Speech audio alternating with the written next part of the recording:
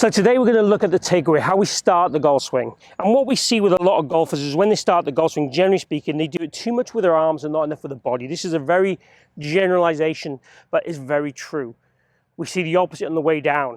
We see very much too much body and not enough arms if we're going to be strict. So we tend to see the golf swings that tend to look like this.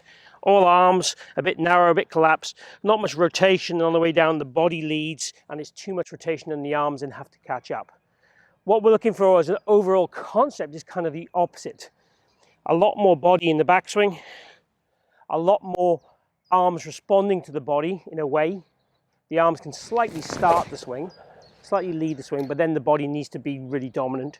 And then the downswing, ideally the arms would kind of feel like they start with the hip drive in the arms and then the body take over. Today, this really get into the takeaway. Now, lots of golfers get over the golf ball and get extremely tense and stuck and kind of really how do I start and move this club away? What moves, what starts? And today really I want to give you two things, focusing on what the arms do and the wrists a little bit and what the body does. I'm going to give you two different ways of thinking of both, and then we want to blend the two of them together to give us the ultimate takeaway move.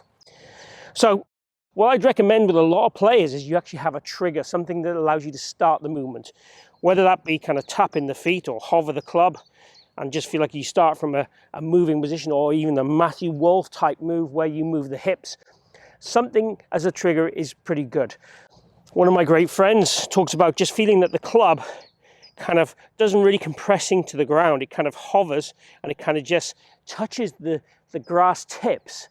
So again, we're not kind of stuck into that ground. We're kind of all the time having some energy in the club head, as opposed to being kind of forced with too much pressure and weight into the ground. And then how do we start the swing from there? It creates a lot of unwanted movement. For me, one of the best ways of feeling this is to try and kickstart the swing with the body.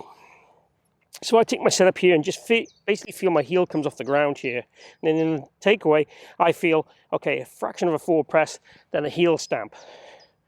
Now the heel stamp allows me to turn out the way. It starts getting that body working to create space and room for the arms then to want to work up. So I like that. Most golfers, as I said, tend to use the body, not enough in the backswing. I also do another drill where I put a box here and I get you to feel like you get the body to move before the box moves. That also would be another way of feeling this kind of thing. If you're going to take this heel stamp to the golf course, what you could do is basically not actually lift the heel, but feel like you compress that heel to start the swing. And that would be the way to go with the body. So how that would look on the golf course, if I was going to start here, and just try and compress that heel. Again, it gives you that little trigger, but it also allows you to get the weight going more into the trail heel and allows those hips to get more depth and more rotation and the body to follow. So for me, it's a trigger for the golf course. That'd be a great one. There's one downside. If we start moving our body early, quite often, the club then will start to work in too early and get underplayed and roll a bit too much because we're not really focusing on at all what the arms do. Generally, if the body moves better, the arms will follow and will tend to create room for the arms to work more up. But with some golfers, the arms will tend to work in and get that too much depth, too much rotation, as we've talked about. So let's show you how we stop that happening. So to really emphasize the point, I've got a hula hoop here with a bit of yellow tape on the top. Now, what I want you to think about doing here is turning a steering wheel of a car. So if I take my setup, hold this like a steering wheel, 10 to 2, as we're all taught to do, as if we really still do that. Now, in your backswing, if we try then to make a backswing, and I try and feel I'm going to turn left, and you see here, if I turn left, this tape goes to the left. Now, if I turn left with my arms, what it does, it creates this arm shape here. And this arm shape here basically has more what we call supination here, or let's say less pronation. So pronation would be this, or forearm roll would be this. So if I reduce the amount that happens and reduce the amount the wrist rolls, then the club will stay more what we class as in front of us.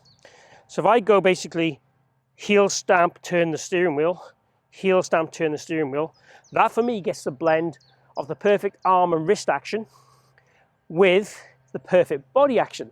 So for me, a blend of these two things stops us falling into a little trap where we might go 2 up with the arms, 2 in front of us, or too much rotation with the body and too deep. So what I'd get you to do is use something at home like this with a bit of tape on. Can I make that steering wheel turn the way to the left, turn left, and then get the heel stamp. When you're on the golf course, just imagine you've got that steering wheel in your hands again. So again, it's turn left, heel stamp, turn left, heel stamp. And if anything, it'll encourage this kind of look. So the face a little bit more closed, the hands a bit more in from the center of mass in the shaft and the club head, which again, as a rule, if you're going to do anything wrong, do that. But if you are turning and you are more relaxed with this, the chance of the club staying out is pretty impossible. Because we're stood aside the ball, the club is always wanting to work in. It's a pretty natural response. So this feeling of going more out, if you like, or setting in the direction that would be more, this was 12 o'clock, more at say 2 o'clock. That's really the feeling and concept most golfers need. We need to feed what you need ideally. So if your backswing tends to be too upright, then you need to feel more of the body action. If your backswing tends to be too much in, which if I have a fault would be mine, then I need to feel more of the steering wheel. But I also do need to turn my body a little bit more too. This is why I would class this as the game changer or the ultimate takeaway video, because for me, this does everything we would want to see golfers do.